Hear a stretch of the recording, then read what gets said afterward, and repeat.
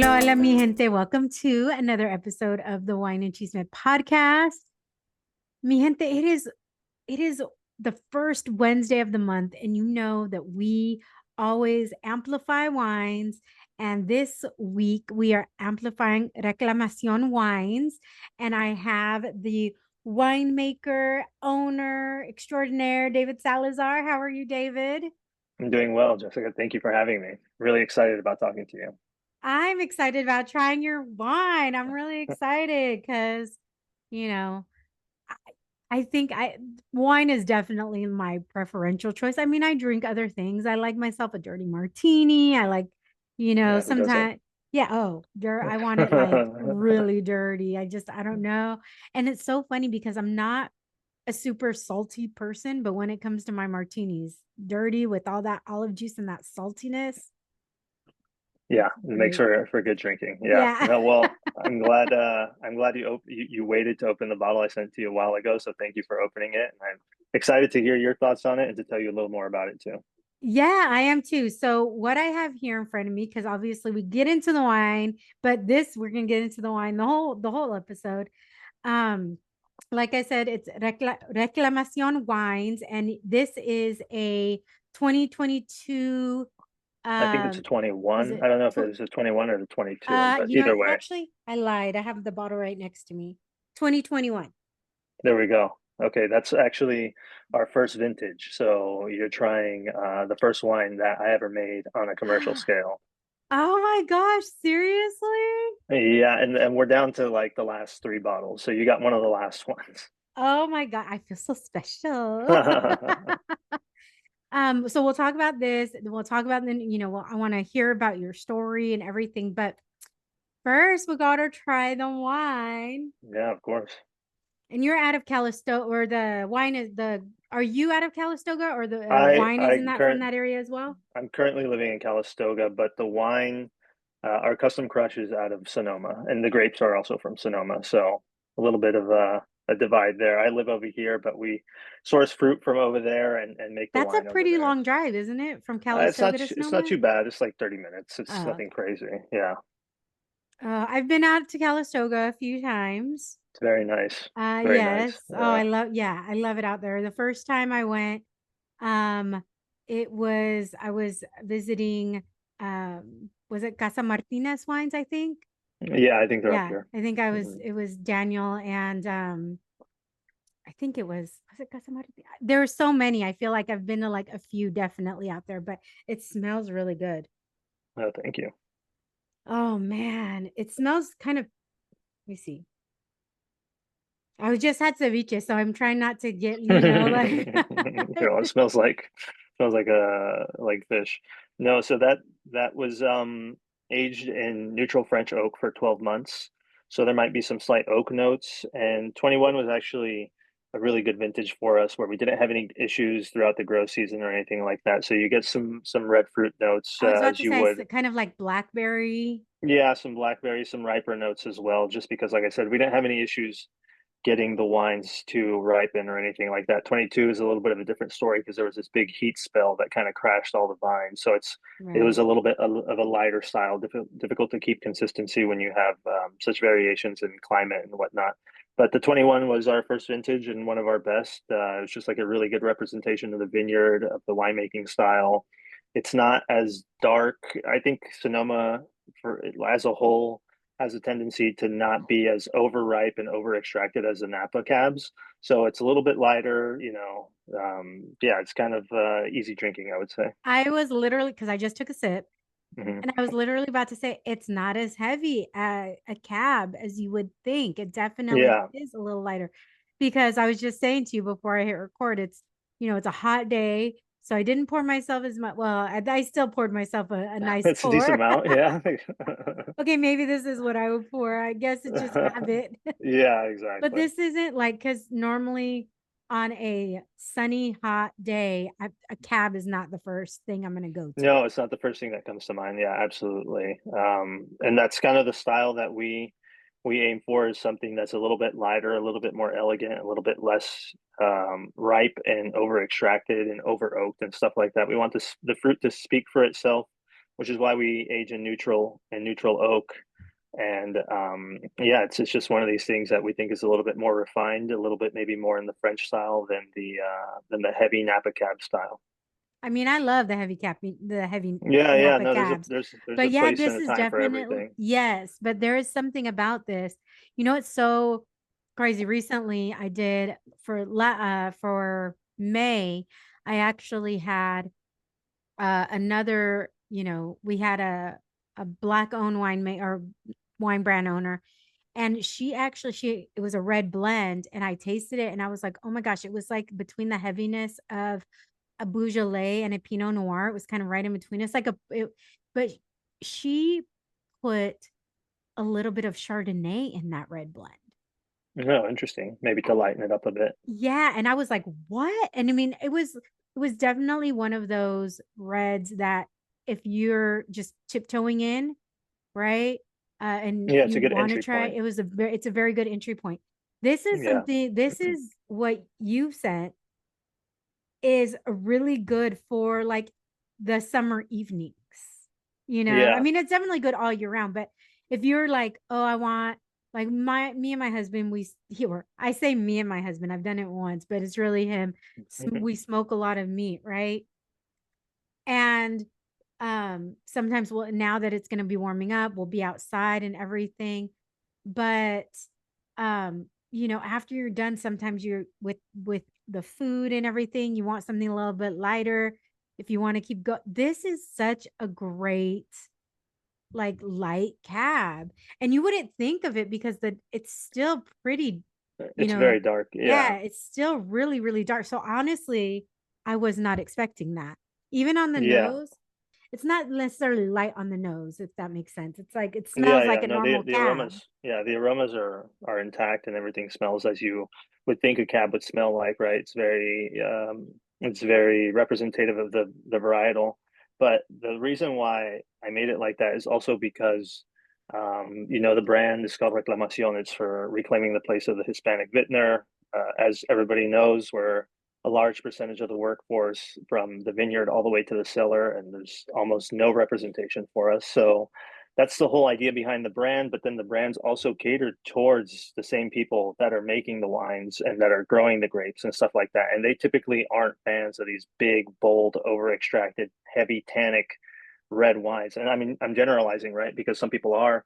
But for the most part, with people who are drinking beers and are making their way into wine, they want something that's a little bit lighter, like you said, something that's a little bit less intimidating, something that, you know, I talk to my family and tios and stuff like that, and they'll be like, "Oh, ese vino está muy amargo," or something like that. So it's like the whole idea behind making it was to make it something that was palatable for the Hispanic palate, right? So that's the whole Yeah. idea. It was done with intentionality to be like, we're going to make a cab, but we're also going to make it in a style that the people that we're trying to sell to, which is our own people, can appreciate.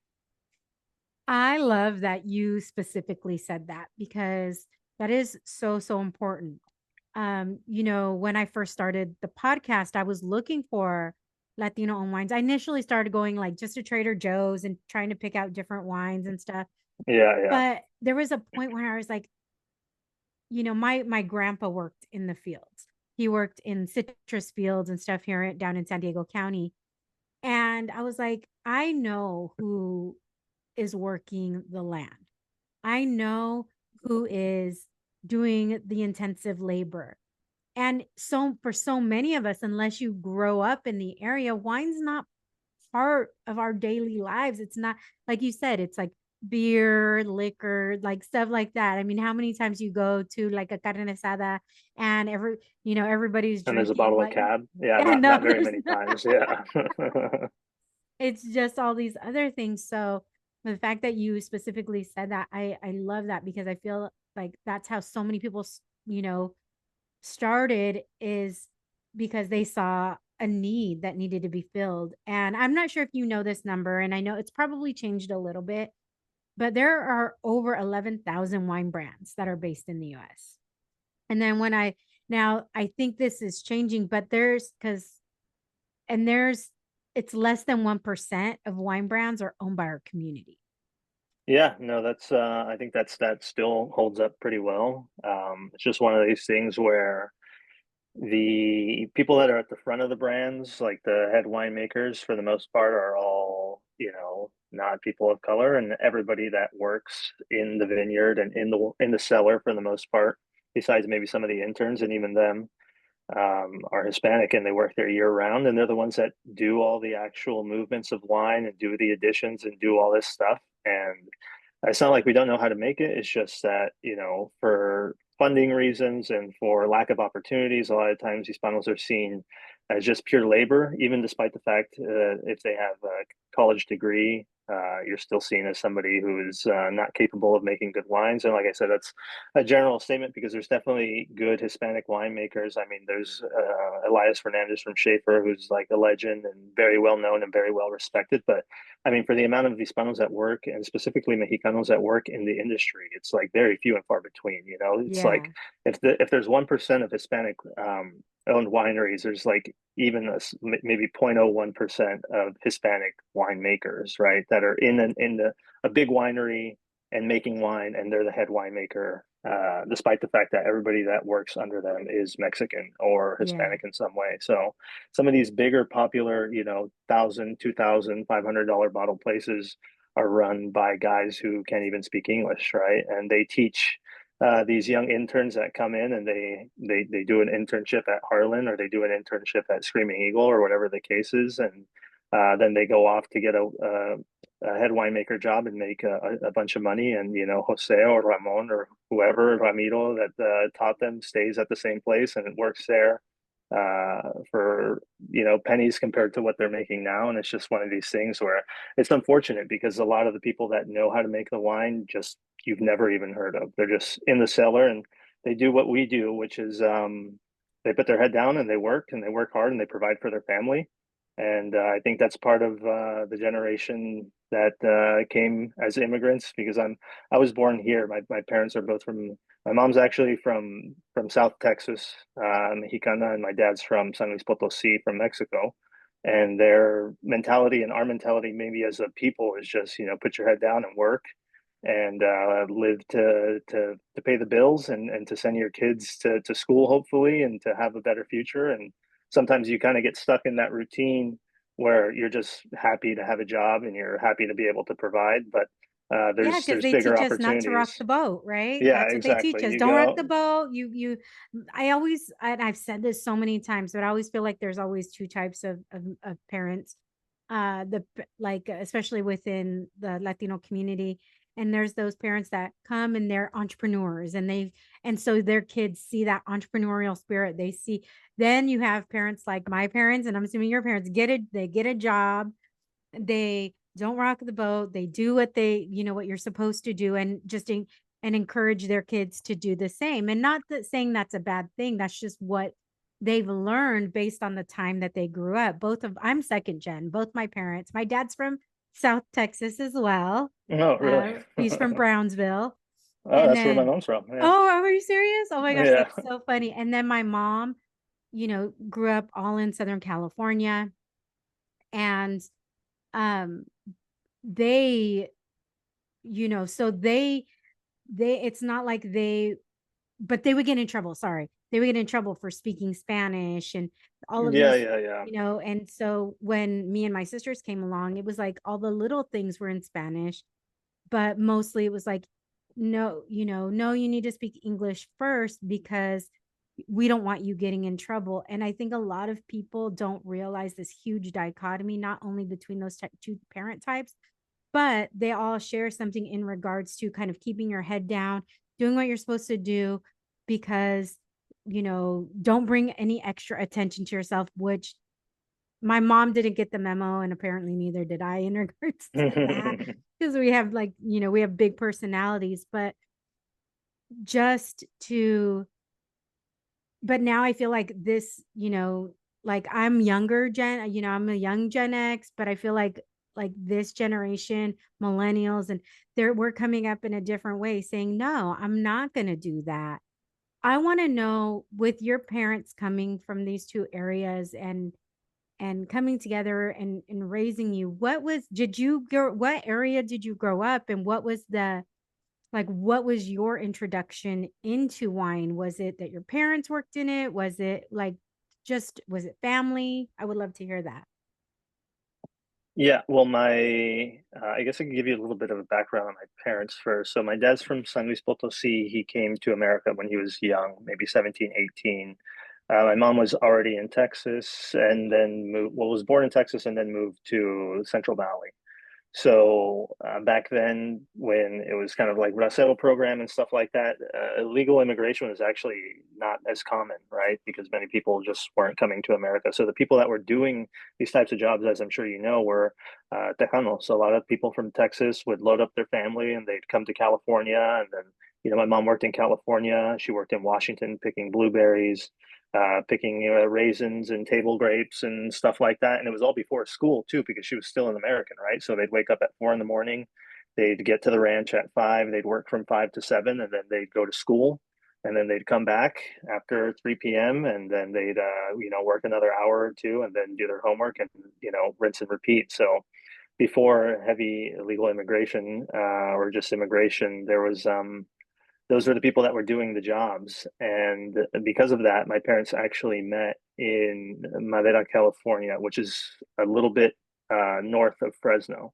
So it's right in the Central Valley. It's like the center of almonds and pistachios. But back in the day, it was heavily concentrated in raisins and Thompson seedless raisin grapes. So that's where they met, and that's kind of where their whole story started, and subsequently mine started. So from there they moved to Santa Maria, California, on the coast, kind of not too far from where you are. I mean, maybe a little bit further, but not closer Yeah. than My husband has Calistoga. family all out there. So, yeah. Okay, so yeah, you're aware of it. So I was born there, and then when I was 3, my dad got a job in Monterey, well, in the South County, Monterey, so Greenfield, King City, those kinds of areas, right?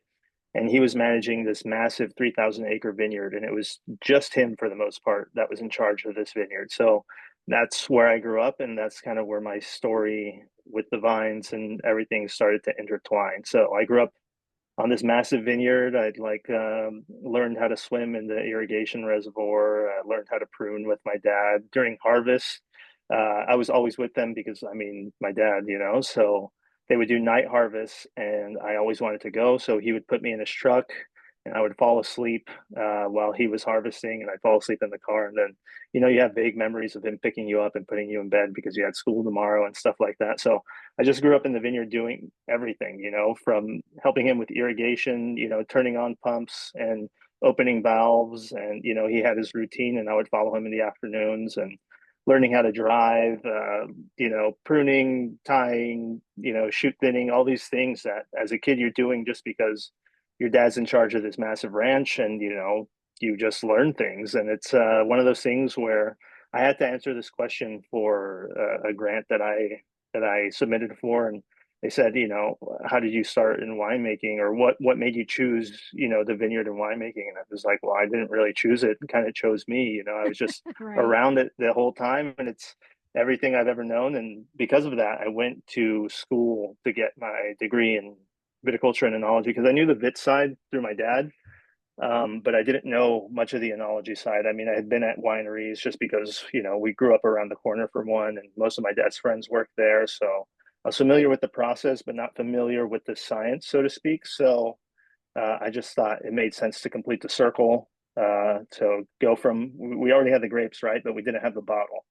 So that's kind of where I decided to go to Fresno State. Most of my family's gone to Fresno State just because they grew up in the valley, or they're associated with the valley. So that's how I ended up getting my degree. And since then, I've been all over the place. I mean, all up and down California. Spent like a year in New Zealand as well, and this is where kind of my experience has come from in the last 5 to 10 years. That is so cool. Okay. What did you learn? Like, but what you learned in California, what was a surprise when you went to New Zealand? And first of all, how did that happen? That's so cool. I It, think that's awesome. But I would love to hear like differences that you saw of here versus there. Wine break. Time to refill that glass and come back for more wine and Well, chisme. there were a lot, and then there were not many at the same time, right? So, what I mean by that is that the way I got there was somebody who I went to school with had done a harvest over there. And I was like, as soon as you think about going to the other side of the world to make wine, you're kind of like, wow, how do I do that? Especially being young. I So I know I'm reached like out to her. thinking out. I'm thinking, Yeah, how do I yeah. do How do I that? do a harvest over there? Yeah, so I reached out to her, and she was super supportive. I still credit her to this day, and she knows it. That how do I do this? And she was like, "We just gotta go online, and there's some New Zealand websites that post winemaking jobs, and you apply and apply to as many as you can, and let me know who replies to you, and I'll let you know kind of which one's a good one, which one you should stay away from, which one's fun, stuff like this." So New Zealand, since it's an island, has issues with the labor force too. So the way that they process a lot of their grapes is through foreign interns. So there's people from Italy, Spain, Argentina, Chile, Ukraine, California, everywhere. Everybody ends up going there to kind of cut their teeth, so to speak, and make wine and help out with the labor shortage, because everybody that goes there for the most part either has a background in winemaking or wants to have a background in winemaking. So that's how I got the job. But some of the differences were actually, and this is, there's definitely places that do things different, but here in America, you're taught about like cleanliness and making sure sanitation and stuff like that, not to drag hoses. You don't want to drag the ends of the hoses on the floor because you mess up the edge, but also it's like a sanitation issue. There's a bunch of shit on the floor, and you don't want to get that in the hoses and then in the wine. And over there, first day, it's just a guy like lugging a big 3-inch hose on his shoulder with the end of it just like flapping on the concrete and stuff like that. And you're like, oh, it's just different ways of making wine. But I mean, maybe that just is a testament to the place I ended up at. But the wines are good, and it's just different styles, and so it's different in that sense, and in winemaking techniques, and how they end up doing things over there. But it's the same in the sense that, like, you go to this region. I was in the South Island called Marlborough, Blenheim, the little town. Everybody who's worked in New Zealand knows about it. But you go there and it's completely different because, everybody has a thick New Zealand accent, and the food's different and everything's different. But when you're in the vineyard, you're just like, well, this is what I've known my whole life. It's not that different. It's like grapes are grapes. You know how to identify certain diseases and pests, and you know how to harvest and stuff like this. And, we had one day in the vineyard where we were out there, and, we identified some things. We harvested some stuff for sparkling. It was like the one day that you could go out to the vineyard because the rest of the time you're going to be in the winery. So it's the vineyard is like a home away from home, because when you're out there, it's just the same thing you were doing when you were a kid.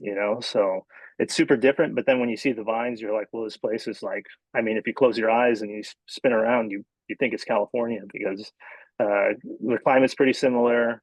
I describe the South Island as just a big California. It's beautiful. If you ever get the chance to go, I definitely recommend it.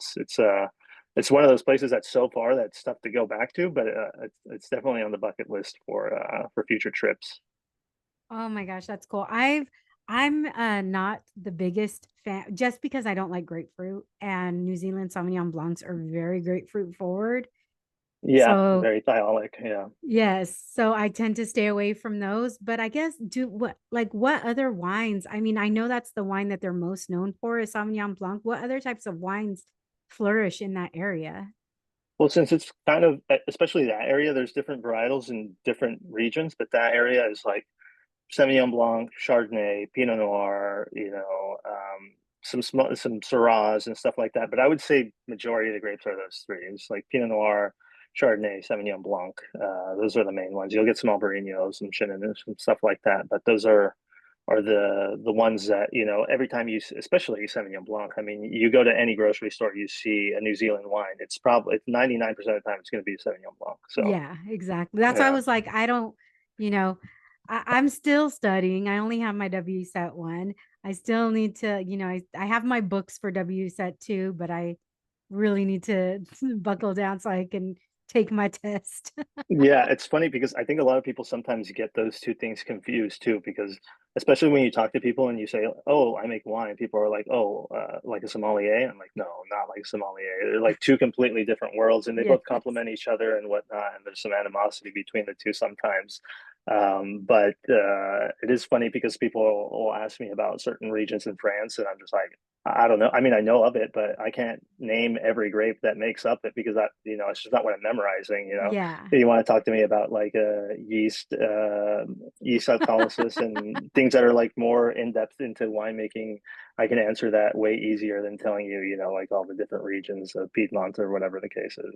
Yeah. So I get it's it. Well, even with that, people always ask, "Oh, so you're going to be a sommelier?" And I'm like, "No, that's not my intention. It's really to learn. Yeah. to learn." And because, with the Latino, the Latino wine brand guide the directory that we put together, and me like building relationships with you and so many other winery and brands and wineries, I want to be able to kind of help bridge that gap for the people who listen, the people who didn't grow, like you said, like for our people who are really interested, and to expose them to these wines, saying no, like especially right now, right, with everything happening with with all of the tariffs and with just the political climate and everything like right now. I know I've had so many people, and I would love to hear your perspective on this, and if you've heard this as well. I've had so many people say, I really, now more than ever, like they were already supporting black and brown brands, but now more than ever they're like, we like, it's necessary, we have to support these brands. Is this something that you've heard on your end, and what has been like the reception of Reclamación Wines? Yeah, I think it's actually helped me in a sense, just because people are more aware of kind of like the injustices that are happening, and I think that the people that want to support are aware of how important the immigrant workforce is. Obviously, the ones that aren't don't think it's an issue. They think that those jobs should be done by Americans, which is all fine and dandy until you go and you start doing some shoot dinning. It's even as a first gen, I didn't last in the vineyard for I lasted as long as I needed to get through college. But then it's one of those things where it's like, man, it's backbreaking work, and I mean, you can do it for a week, you can, or you can do it for a month even. And but then it's like, now try doing this for the rest of your life till you retire. It's a real testament to the resilience and the ganas, I would say, of the Hispanic people, because it's not easy. It's not easy work to do, and it's super difficult. But yeah, the to your point, everybody is starting. The people that know that and that realize this and realize that not just grapes but vegetables and fruits and all these things that you're consuming or that you're seeing at the grocery stores. I would say, just from the region I grew up in and from being in the agriculture industry, I would say maybe anywhere from, I don't know, I don't want to sound too crazy, but anywhere from 80 to 95% of the people that harvest those things are illegal immigrants, by American standards or whatever the case is. So it's like, Yeah. if you get rid of all these people, then you also get rid of everything that you see at the grocery store. And that's not even to talk about the dairies and the meat processing plants and stuff like that. This is just produce and fruits and vegetables and stuff like that. So people are aware of it, and those people that know this are super, super enthusiastic about elevating, voices of people like myself who have the background of being Mexican, having worked in the vineyard, having immigrant parents and stuff like that. But now we've kind of transcended to owning brands and owning businesses. So yeah, it's actually been a big help to have people realize this and want to support us, because they understand that if you're able to support those people that come here to work, then they have kids who are Americans like myself or born in America. I have dual citizenship, so I still consider myself very very Mexicano, but at the same time, being in America and having grown up here, we're contributing to the economy, and we're contributing to the wine industry in different ways, not just as labor, but as business owners. And we're able to tell our stories through our own voices to our own people. So yeah, there's people I'm in talks with, just like Go Their Wines. They're an amazing group that pretty much helps out and represents small producers like myself, and they have a very diverse portfolio in terms of the people that they help. Most people like the BIPOC community, so it's they've been very supportive and very helpful, and they reached out exactly because of the reasons you're talking about. And they purchase your wines, and then they add a quote from you on the label, and they ship it to their wine club. They sell it on their website, and they've been super supportive, and we're very grateful for them. I'm very happy to be in partnership with them. We had really good conversations before we ended up partnering, and those are people that are actually, just like yourself, doing stuff that helps us out. This exposure helps us out. Having those brand deals helps us out, and we have a potential collaboration with a canned wine producer that we're super enthusiastic and eager to sign. But assuming that gets done, and we're crossing our fingers that it does, that could lead to like national brand distribution, and that's what really moves the needle for someone like me, and not just for me, but a rising tide lifts all ships, right? So it's That's not just right. me, and that's the good thing about this subset of Hispanic winemakers is that this younger generation, like me, Surcos, Ludor, and Suspiro, everybody that Love them that you all. that you talk to, and that we all know each other, and we all help each other out, whether it's with glasses, corks, or bottling facilities and stuff like that. We have such a tight knit community, and we all help each other out. So if somebody gets a deal, then it builds a connection, right? So if Yeah. somebody gets a brand deal, then I introduce them to my group, and then they can do whatever they want to do. If they want to partner with them, great. If they don't, well, at least I made the introduction, and it's kind of the same thing. So if one of us does well, then the rest of us have the opportunity to do well, because we, for the most part, all help each other out, because we're all living the same struggle right now. Small Yeah. producers that we're all paying for this out of our own pockets. Very few of us have outside investors, so the checks that we bring in from our day jobs, we save, and we use that to build our inventory, and then we kind of, hopefully make a profit, which is easier said than done, especially in this economy. And you use that to pay for the next vintage, and so on and so forth. So it's been very helpful. Yeah. No, I love that. I will say this because it's been pretty soon. I like the first time I really got introduced. The first Latino owned wine brand I had on the podcast was Chris Rivera from Seis Soles. No. Yeah. Yeah. And it was the year he came out. So I started the podcast in 2020. And then within a few, and that's the same year that Seis Soles launched. Started. Yeah. And so he had reached out to me. He's like, "Hey, I found your podcast. Like, can I send you some wine?" And I'm like, duh. Yeah. You're And he all sent me sure. wine, and I was like, oh my gosh, it's so good. And that's like, honestly, I knew like it's before I knew I was going to do a wine brand directory. And it took me an entire year to launch for after I launched the podcast. But that moment when I talked to Chris, I was like, this is what I have to do. Like, I just knew it and felt it. And I've been so fortunate, like what you're saying in regards to everybody supporting each other. Oh my gosh, when I finally got connected with Mava, they were like, oh, because I mean, I literally started by just looking up wines and trying to find like, and one thing I found, it was like the same 10 to 20 wines on every like list of Latino owned wines. It was the Yeah. same. And I was like, there has to be more, especially with the Yeah, workforce. and they're the bigger ones too. So it's Yeah. they kind of overshadow some of the smaller ones like us. So Yeah. it's difficult. Yeah, Google search nowadays, thanks to people like you who do have a wine directory of these kind of more niche, smaller producers that you wouldn't find maybe on the Mava website or stuff like that. I mean, it means so much to us just because exposure is everything, right? And if you've never heard of any of the brand, I don't know, how many do you have on the directory? You have quite a few, right? Well, I think I have to add, I've just added some more to the spreadsheet that we haven't added to our directory yet, but we're at 100 brands on the directory. I There mean, you like go. that are Yeah. actually accessible right now. And Yeah, yeah. we have like probably another five more that we need to add.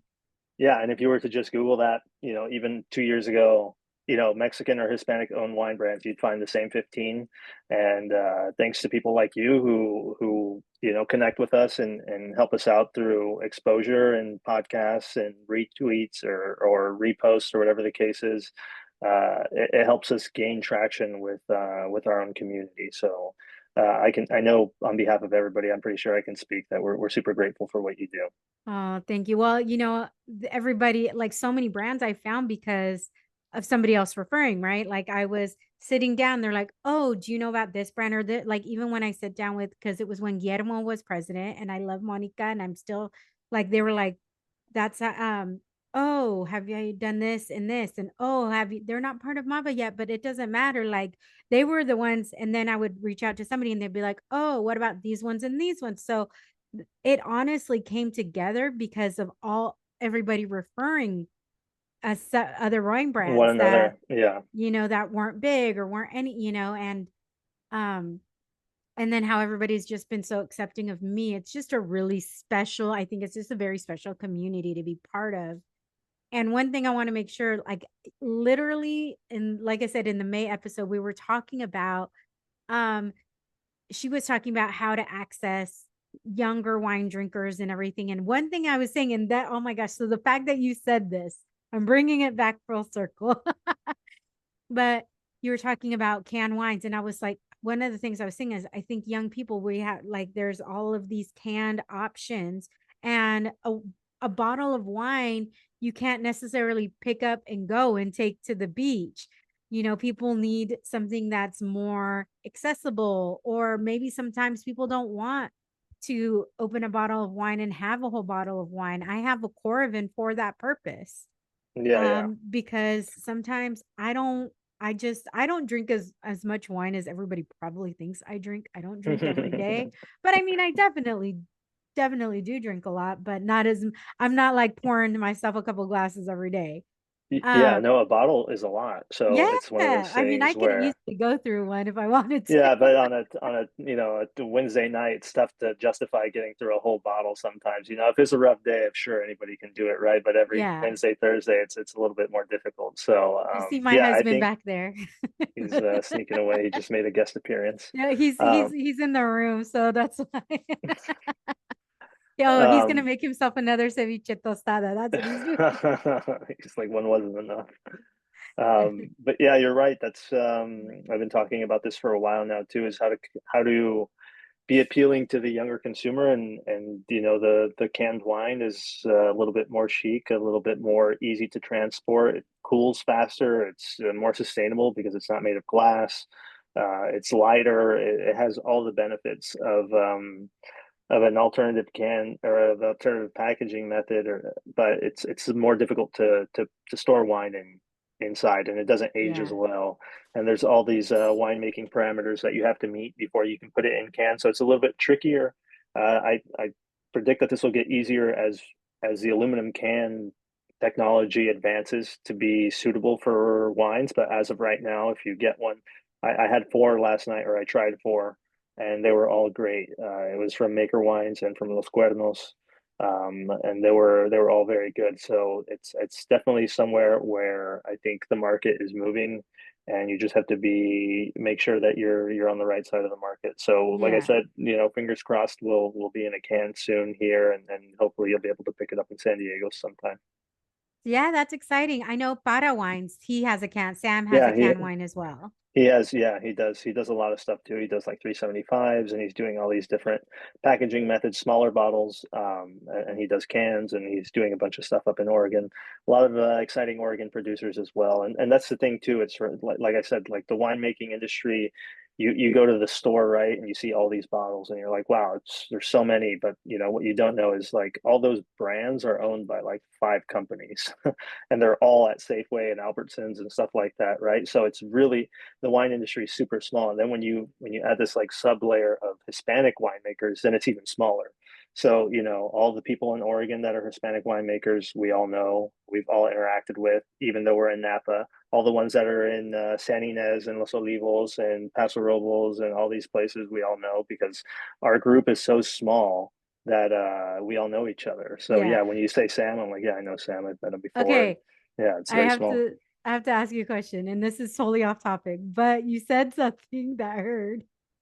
So you said Paso Robles, and we always Yeah, say Paso Robles. So we looked Paso it up, Robles. and we It's looked it's it up Paso online. Robles.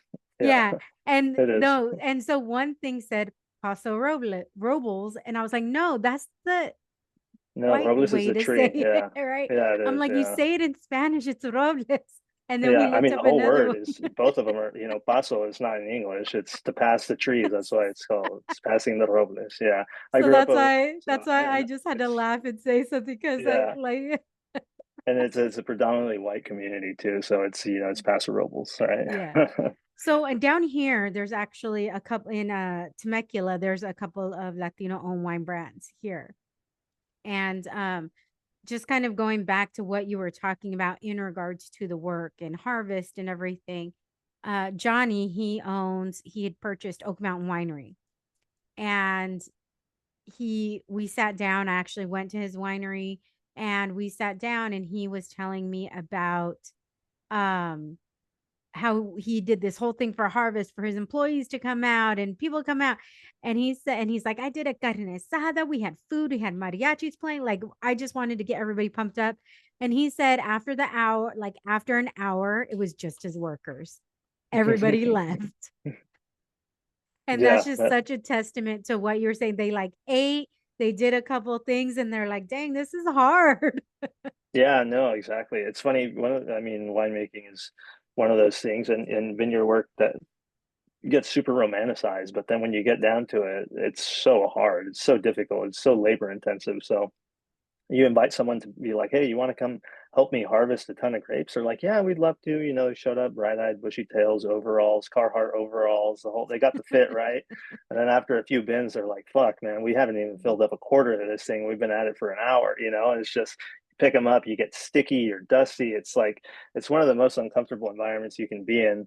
But you see it online, you see, people laughing and picking grapes and stuff like that. And then you go to the crews that do this for a living, and they're not walking, they're running, because every bin that you fill is $50. It's 100 or 50 to like $80. It just depends where you're at. But those half-ton bins, they take a lot of people to fill. It takes a lot of buckets to fill those things before you can start making any money. So they're not walking to the next line, they're running towards it. So you really see the people who are doing it kind of to be like, oh yeah, I picked grapes. And then the people that do it for a living, they're like, no, I need to pay my rent, so I'm not walking to the next bin, I'm running towards it. And Yeah. it's a big difference when you're doing it for fun. But I think when people that do go out and do it to help out or do it for like a half day, they can really start to appreciate the hard work that goes into making these wines, because that's just the first process. That's just getting it off the vine. Then you have everything else that comes after it, right? So And it's before, right? Like you were and saying, like before, yeah, exactly. identifying if something No, is it starts wrong with with the grapes, the pruning, yeah. weather, like what was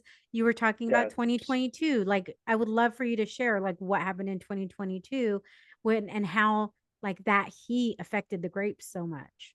yeah, it was just a super hot year, big heat wave at the end of the year, so vines crashed and shut down. And unfortunately, at that point, there's not much you can do except irrigate. But even that didn't save it, because I mean, I don't know what the temperatures were. We got into like the 110s or even further at a very crucial stage of the season, so there was just nothing that you could do.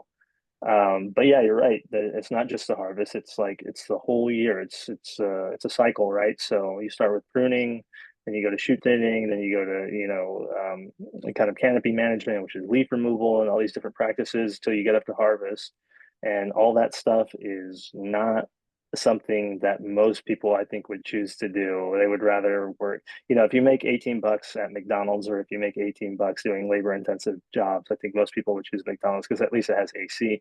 Someone, especially like I used to work in Paso Robles, it gets so hot that you'd have to start at 4 in the morning, because otherwise by like 1 or 2 p.m. you can't be out there because it's too hot and you have heat stress. Fortunately, nowadays you have like heat stress protocols in Cal OSHA and stuff like that. So once it gets over a certain temperature, everybody leaves. But well, everybody that works on the crew leaves. Somebody who's in charge of the crew, you end up moving bathrooms and stuff to the next place that you're going to be harvesting. Not that I'm complaining, it's just yeah, it's super hot out there, and I it's mean, it's a and tough think of all way. those little things, right? Like they're out in the field. It's not like they have built-in bathrooms. Like you said, you have to move the Yeah, bathrooms and fortunately like now that's a big part of ever for as many people as you have. I forget the numbers, but it's like if you have 20, you have to have one set of bathrooms, male and female. You have more than 25, then you have to have two sets of bathrooms, and it have to be accessible. They can't be far. So Fortunately, that's something that, as we've moved into modern times, people are aware of and stuff like that. You have to have clean drinking water. You have to have water for them to wash their hands. You have to have all these different things, which, like I said, is great now, but that's kind of stuff that's only happened within the last 20 years. And so, yeah, the environment and the working conditions even before were even more challenging. So, you add making, when minimum wage was $10, you add that, and then, limited bathrooms and limited places to get water. It's not the easiest job, and it's not the most glamorous. No, oh my gosh. I mean, anybody who thinks that's glamorous is, or doesn't think that it's breaking work in regards to one of the things that you said earlier is, you have so many people that are like, oh, these jobs should go to Americans and whatever. But oftentimes, like there was several experiments in Texas, in southern states, right? Yeah, yeah, In yeah. regards to putting it out there, and nobody showed up. And And this is impacting like Florida in all kinds of industries, but yeah, yeah, you watermelon know, stuff and yeah, because orange fields. Yeah.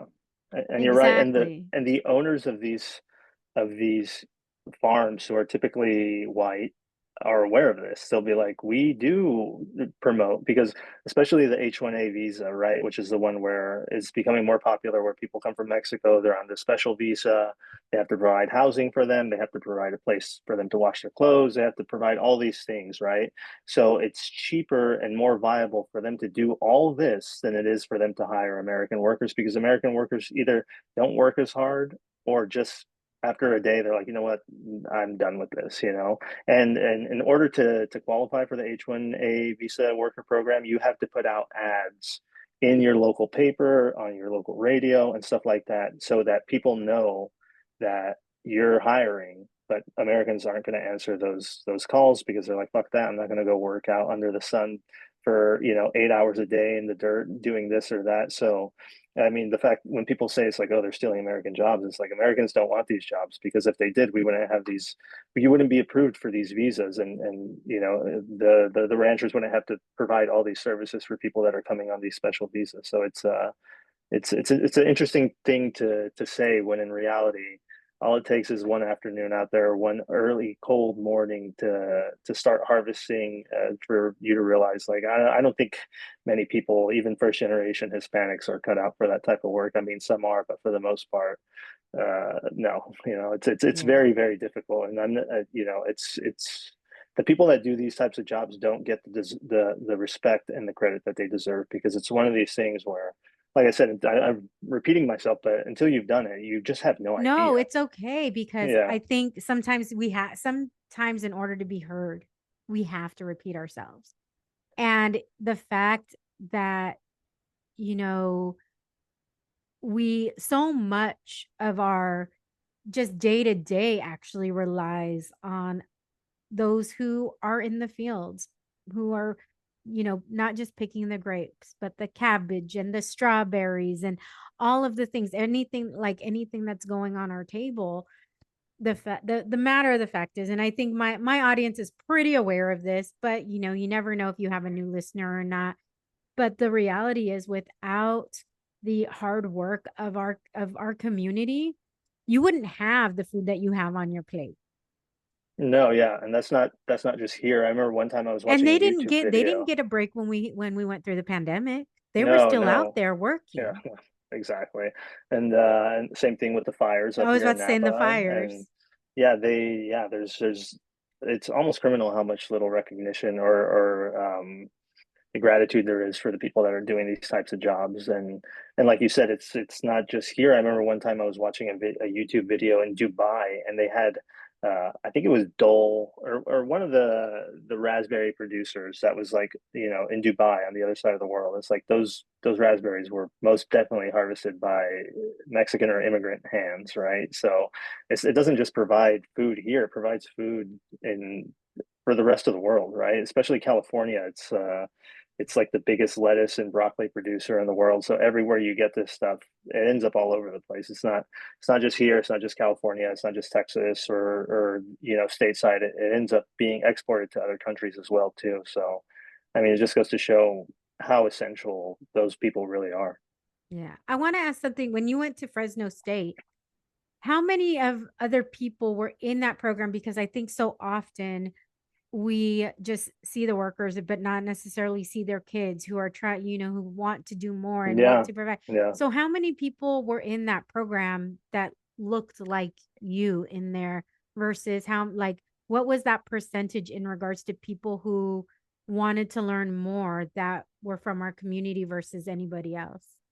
Uh, a fair amount actually, not like 50% or anything like that, but I don't know, out of my graduating class, at least on the winemaking side, maybe let's say there was 30 of us. I think there may have been like five or six that were of Mexican descent or Hispanic descent, and more before me and more after me. And it is there is a decent amount. It's not like a 50-50 thing, right? But there are people that look like me that I could communicate with in Spanish that end up getting a degree in viticulture and enology or whatever the case is. So fortunately, that's growing. And like I said, I think it's just one of these things where it's like our parents come from Mexico and then for the most part, not all the time, but they want something better for you. And that usually entails an education in college and stuff like that. And, that's a good thing too, right? That a lot of people that maybe they didn't go to school for viticulture and enology, but they went to school for business or they went to school for this or that. And it's kind of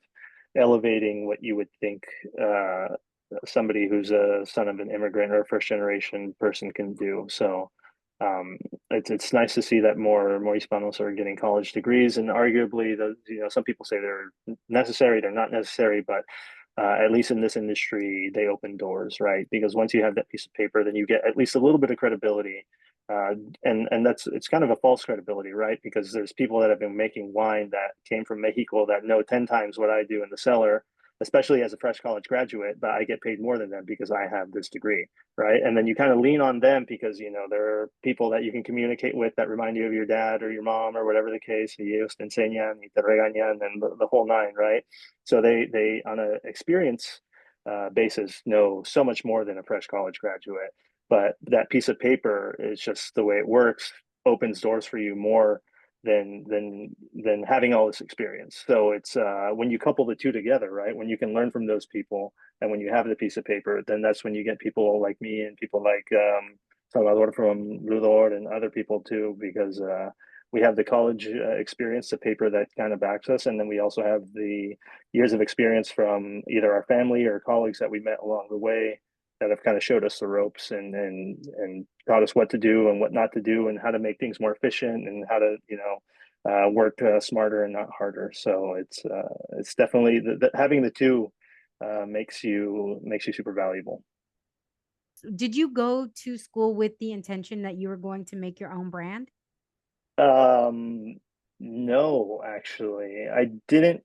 I mean, that was always the goal, but it was like it's the goal, like owning a massive house is the goal, right? It's like we all want it, but how do we do it, right? It's just for so I long, it don't seems want like a a night. massive house anymore. That's too much to clean. I just want a nice, good size house. Okay, well, maybe that's a better example. At the time, we want a nice, good sized house, but it just seems like such a long. It just seems like such a high goal or something that almost seems unreachable, right? So it was always like it's always in the back of my mind when I'm in college and when I'm doing stuff like this. And I even had a presentation on something I called Aztec wines, and it was kind of similar to what say Solis is doing, where it's like you use that as kind of the background. So it's like it's always been in me. The idea had always been to cater to my community and stuff like that. So it's not something that was new, but when I started to really sink my teeth into it was due to a friend, Salvador from Ludor, who I worked with uh, for a winery called Black Stallion here in Napa. And I worked on the vineyard side, he worked on the cellar side, and we just started talking one day and we became really close and whatnot. And we stayed in touch. I ended up leaving for Paso Robles and he stayed there. Um, and he's the one that he started his brand before I did. And at the time, like I wanted to start one, but I just had zero idea of how to go about it in terms of licensing, in terms of what do I need, where do I do this, how do I fill this out, et cetera, et cetera. So he put me in contact with one of his old professors who's a lawyer, and he had this kind of program to help people like me out in terms of like you pay a retainer. He tells you what to fill out. You fill it out. You send it back to him. If it's right, if there's corrections, he tells you, hey, change this, do this, etc. And then he files it for you. And then, whatever however much of his time you ended up using because you made mistakes, he ends up giving you the money back. So it was like this really amazing program where it's only a couple $100 basically to get the guidance to fill out paperwork so that you can start your own brand. And without him, I wouldn't have it. So he's been a big inspiration, and he was super helpful with guiding me in terms of like, hey, you should make your own brand and stuff like that. He actually pushed me towards it. So without him, I wouldn't have this brand. So I'm super grateful for him. And because of that, I feel the need to pay it forward to other people. So there's another guy that I met who's also a Fresno State grad, who's older, and he was like asking me about, like, what did you do? How do you do this? So one day we sat down, we filled out all the paperwork. He submitted, and fortunately, he's getting both of his. It's like a 1720. It's two licenses that you need to kind of do the custom crush deal. So he's doing it. So I've paid that forward to someone else that's Hispanic and Mexican. He used to be a winemaker in Valle de Guadalupe, but now he lives here in Napa, and he's starting his own brand too. And it's really good wine. And I think just helping each other out with little stories like that, that's what makes a difference. And that's how we grow too, as a people and as a community that is recognized for making wine. So um, yeah, we try to help each other out, and that's, I feel, since he helped me, it's my obligation to help others, and not just with paperwork, but also, like I said, we share bottle suppliers, we share corks. If somebody over orders something for a bottling that they're having, we have this group text that we all communicate through, so we can all source fruit or custom crushes or this or that labels, and the community is so strong that we all help each other out. The sharing of resources. I mean, It's super it's important. amazing. Yeah, it's like it's the difference. Yeah, it's the difference between having one person trying and the difference between having 10 people trying, right? So Yeah. my day job is working for an equipment company, but I sell winemaking products. I specialize in French winemaking products. So if anybody ever needs anything, they reach out to me, how to apply it, just different things. I send protocols and stuff like that for winemaking, specific winemaking techniques, whether it's rosés or reds, or like you said, lighter reds and stuff like this. So we're all sharing sources and knowledge and suppliers and contacts, and we all have little events together. Me, Surcos, and Suspiro are having an event at Cadet here in Napa, I think in July. I need to double check. I mean, it'll be on the Instagram soon, but just things like that. We get connected through Sergio from Winefulness too. He's super big, just like you, in terms of helping people like us out. He Yeah, he's been he on the he does podcast as well. he does a lot. Yeah, he does a lot, and we're super grateful for him. He's always like, "Hey, can you pour here? This organization that's Latino owned or Latino inspired wants to purchase wines from small producers, and with people like you actually help us move the needle and help us be profitable, actually." So yeah, it's not just the people making wine; it's people that are talking about the people making wine that also help out and are part of the success story. Yeah, I mean, I will do whatever, anything I can. In fact, the last couple of years, I, have been taking the podcast on little tours, and the last couple of years I was in New York, No, nice. and um, to have such amazing support where, I've had so many winemakers say, yes, I'm gonna send, I've reached out and said, hey, we're gonna have this event. And they're like, yes, we want to sponsor and send the wine. And the reaction from people, they're like, why isn't this here? We need to get it here, because it's their first exposure to these Latino owned wine brands. And um, then RGNY, have you heard of Rivero Gonzalez wines? They're based in No, I don't Mexico. think I have. Oh, okay. So they're big in Mexico. So the daughter Maria, she actually moved to the North Fork of Long Island. She bought, what was it called? Like Clara,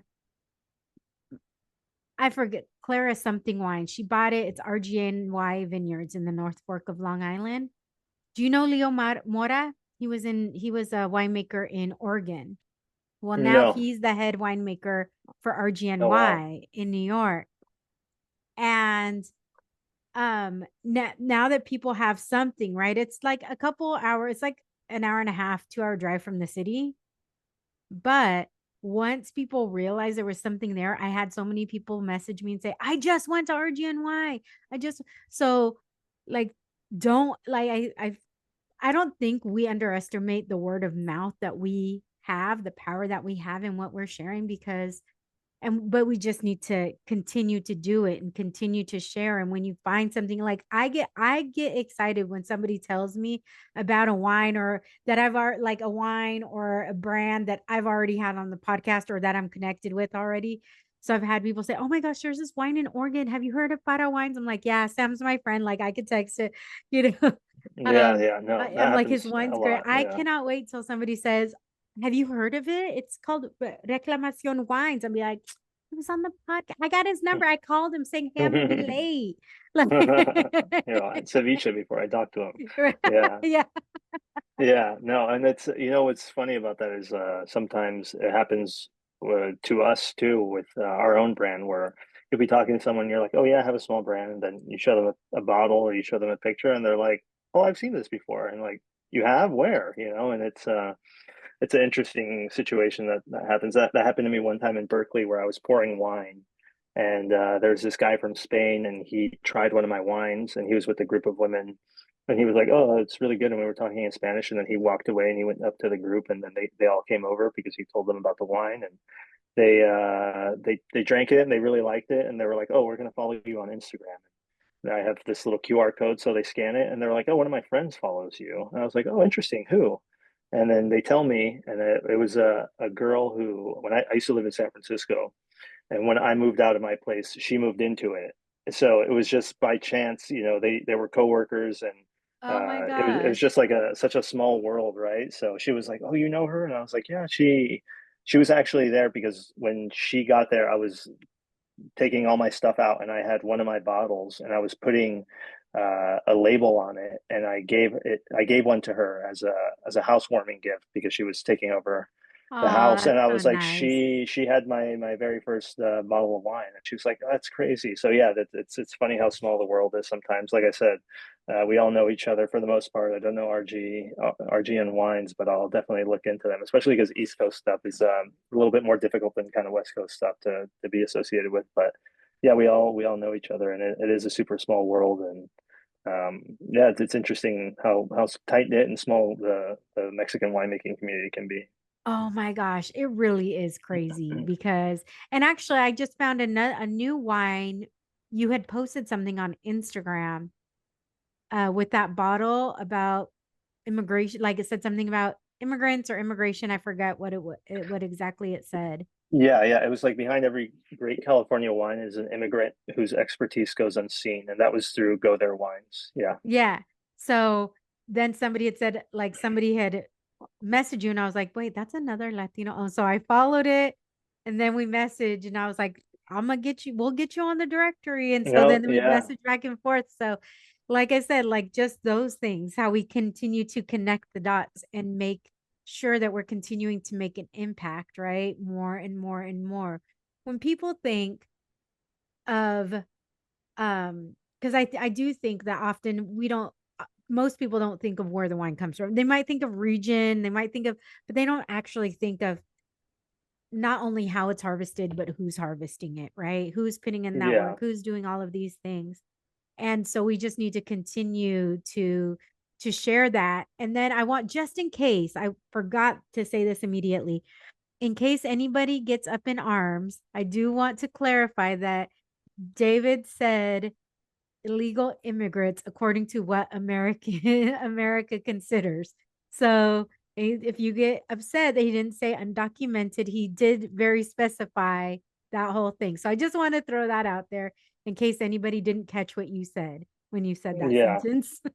Thanks for looking out. But I yeah, got it's just you. one of those things. It's just the terms sometimes change, and I think everybody knows what I mean. Having parents that were here illegally, it's one of those things where I feel like I don't have to clarify myself or justify it. But yeah, thanks for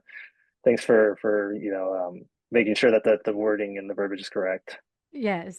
Well, I mean, I get it. My grandpa used to help a lot of family or close family friends come over to the US.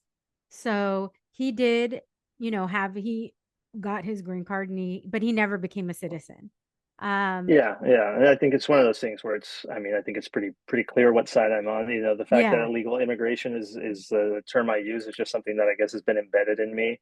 Everybody knows that, you know, prior to especially this area and most of the United States being the US, it Hmm. was Mexico, and that's why it's called Paso Robles and not Paso Yes. Robles because I mean, everywhere you look, you I know, don't right? think San there's, Francisco, San Jose, yeah, everything's I in was about to say, Spanish I because don't it used think to there's be. a city in California that isn't like the origin No, isn't Spanish. I mean, I live in San Diego. I grew up in yeah, Escondido, which means hidden. Like all yeah, like, so I don't think that no. people even But realize that yeah, there's no, not a well, city here.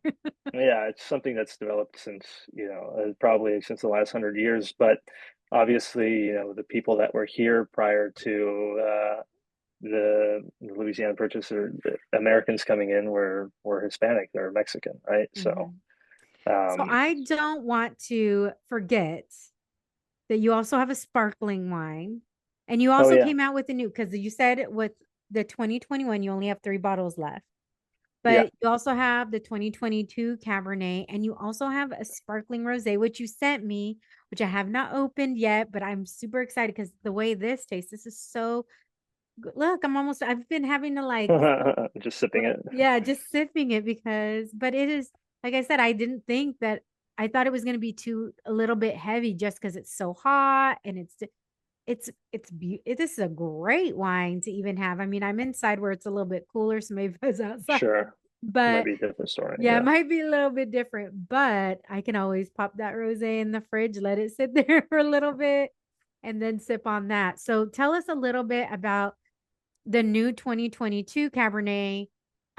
If there, what you like may or may not have done differently, because obviously, if people don't know, like every year, especially for small producers, every year the wine is going to taste a little bit different based on like weather, based on harvest, based on soil, based on like all of these different things. So, what are you seeing in your 2022 Cabernet? And then tell us a little bit about your sparkling rosé as well.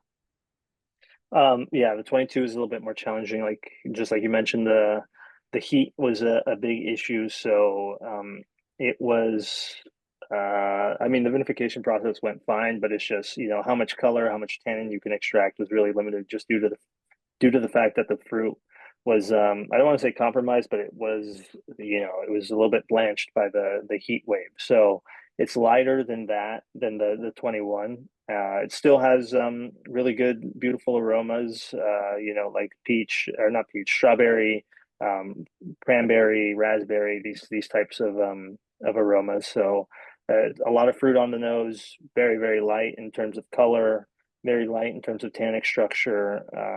It's a great wine. It's just like you said, year to year.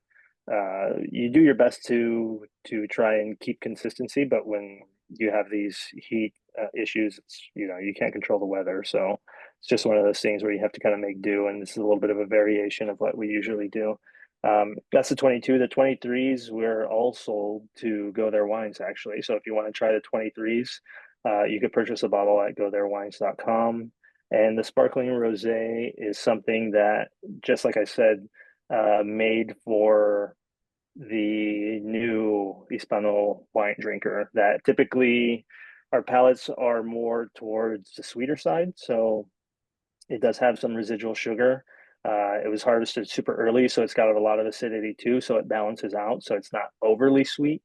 But it's just one of those things where it was in triage. So it was in bottle for about a year and a half. So you get these brioche bready notes, but I love those.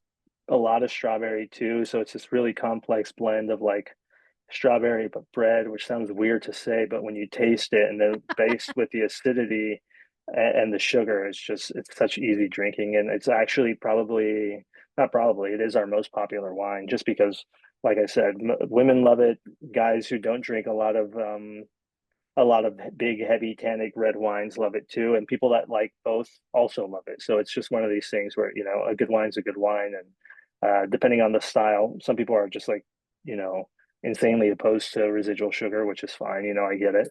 But a lot of people are not, and that's what you find, Yeah. that a lot of people say, oh, I don't drink sweet wines, and then they taste it and they're like, oh, this is very good, and, you know, they buy a bottle or they buy another glass or whatever the case is. So We've had a lot of success with that, and we're super happy with it. And we plan on doing another one pretty soon here, or maybe putting it into the can, just like I had spoken to you about. So we're still trying to figure out what we're going to do about that. But that's kind of our product range right now, and we're planning for the 2025 harvest and trying to figure out, what grapes we're going to source, where we're going to get stuff from, and how we're going to make this all work. But fortunately, we've been growing year after year, and if we get a few grants and we get a few contracts, it could be the difference between seeing us on a national distribution channel or not. So it's all everything happens the way it's supposed to. And when you first start, you think you're going to sell a bunch, and sometimes that's not the case. And then sometimes somebody comes to you and they buy everything you have, or it all. Sometimes you just kind of go let the process happen. And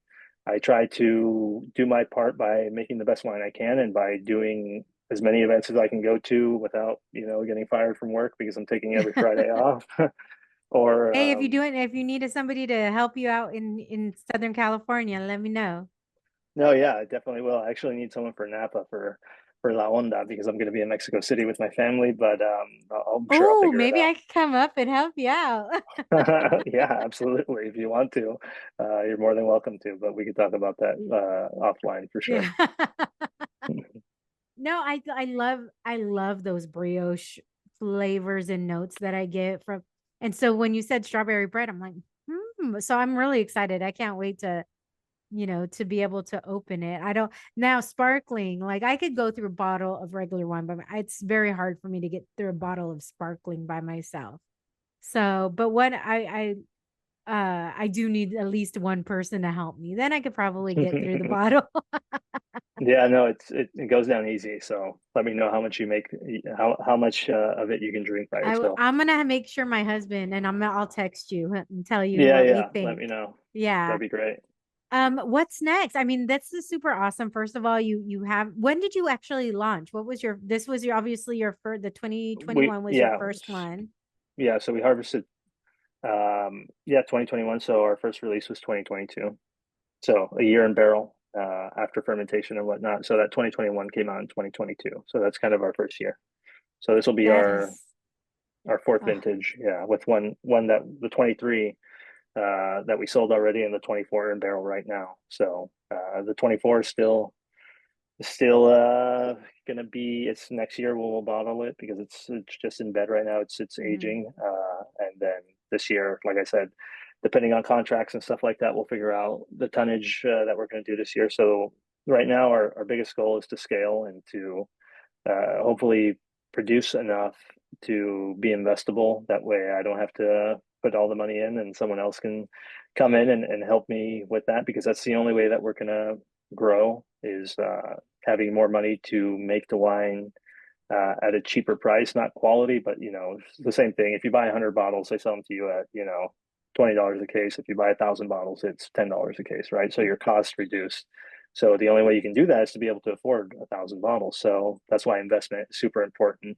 And I'm having these conversations with different VC firms and people in terms of when we get to a certain mark, we'll become investable, and that way we can really take this brand and grow it from being small to being something that could possibly be on shelves nationwide. And this canned wine deal will definitely help out with that because it's exposure, right? So I produce the wine, they can it, I get my name put on it, and then that's kind of the first step to being a bigger player in the winemaking sphere. Yeah. So, well, You like I said, we'll know, see. I think it only takes one because right now I don't think there's a single Latino wine brand that's distributed nationally. No, there's Um, not, and not even yeah, there's not. It's just we're all super local, super small. I mean, there's some of the big ones like you'll see, especially here in Napa, but like stuff that like if I told you go to your Safeway and you can find my wine there, I don't think yeah. there's much of that right now. So that's the ultimate goal, and that would be like a huge accomplishment, not just for me, but for Latino wine brands all over the world, not just All you California need is or all over the one for the U.S. door to open, right? For the door to Yeah, open. And then now, once whether it's you or whether it's anybody else, to secure something like that, once you have one, then you're like, oh, now I know this person. Now look at like you were saying, sharing the resources, sharing the connections. That's such a huge deal. I know that we went over time, but I was having such a great conversation. Enjoying just hearing everything that you have to say. Let people know how they could, like, obviously they can go to your website, reclamacionwines.com. It'll be in the show notes as well. And then what is the wine club again that people can find your wines? You could just find them on our website, Yeah, reclamacionwines.com, and let then just go to the website. You don't need to go yeah, anywhere yeah. else. Just And go to the website. honestly, just drop us a follow on Instagram. The amount of followers you have gives you like so much credibility nowadays and age. So, if you have 1,000, it's better than if you have 500 and stuff like that. So just following us is a great way to support us. It means a lot because when these bigger brands and these bigger people take a look at you, they see, oh, they have a following. And it's one of these things that really highlights the fact that what we're doing is what people want. So that's that, and purchasing wines from the website are the two best ways to support Yes. us.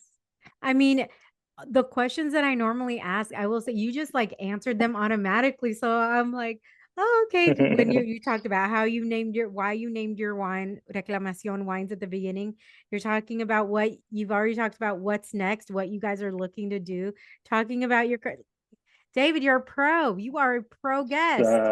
Not my first rodeo, and probably won't be my last. But that's part of that's another part. Just before we end, that's another part of building the brand is the winemaker has to speak, and sometimes it's not easy, especially us growing up in the shadows of kind of the people that are in charge of stuff. You get nervous to speak. On top of that, you're just like, oh man, I don't want to look like an idiot out there. And I've had conversations with other winemakers where it's like some people have like the personality to just put themselves out there, but for the most part, a lot of us are on the shyer side and don't like to be out in the public sphere. And you kind of get nervous about what people are going to think about what you're saying or stuff like that. But it's just one of those things where it's like, man, if you don't try or if you don't go for it, I mean, if it doesn't work out, at least I could say I tried, right? But no Exactly. one's gonna know you if you don't put yourself out there, and that's what I'm trying to do every day. And after you mess up 10 interviews, you have one that goes well, so we're happy about it.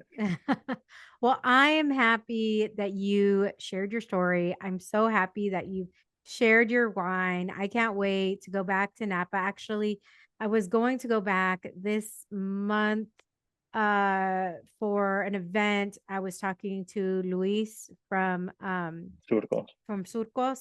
So uh he was saying things might be postponed. So we'll see what happens with that. But I know I will be there for like we're already talking about what's gonna happen. So um I am so thankful. Is there anything that you wanna make sure that people know before we end?